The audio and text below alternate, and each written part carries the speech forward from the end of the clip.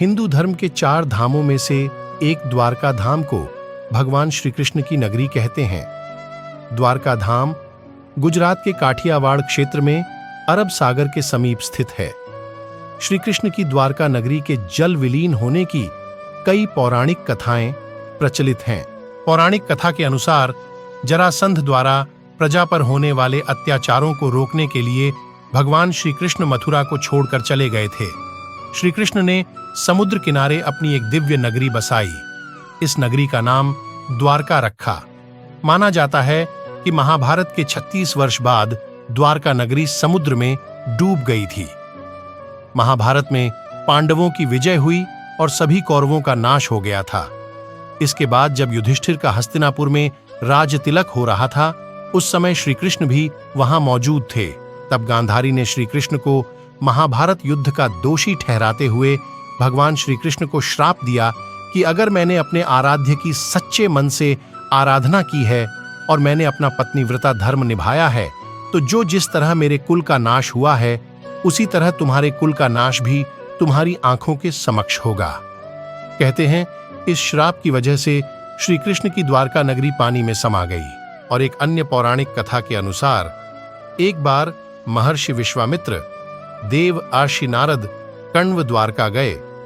तब यादव वंश के कुछ लड़के अरशियों के साथ उपहास करने के प्रयोजन से श्री कृष्ण के पुत्र सांब को स्त्री वेश में ले गए और ऋषियों से कहा कि यह स्त्री गर्भवती है, आप इसके गर्भ में पल रहे शिशु के बारे में बताइए कि क्या जन्म लेगा।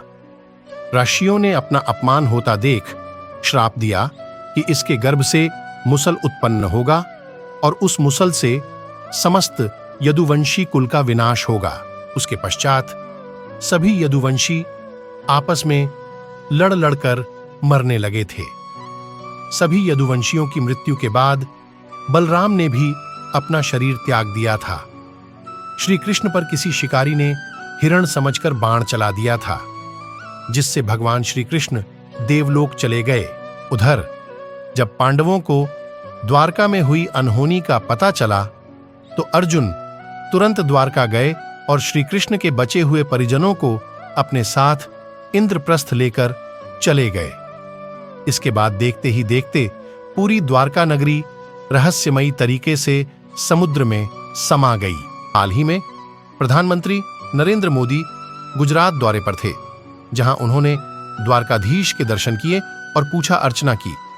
यहां पीएम मोदी की कुछ ऐसी तस्वीरें भी नजर आईं जिन्हें देखकर हर कोई हैरान रह गया। पीएम मोदी समंदर में उतर गए और यहां उन्होंने समंदर की गहराई में जाकर पूजा की। दरअसल कहा जाता है कि भगवान कृष्णा की बनाई गई द्वारका नगरी द्वारका समंदर की गहराई में ही मौजूद है।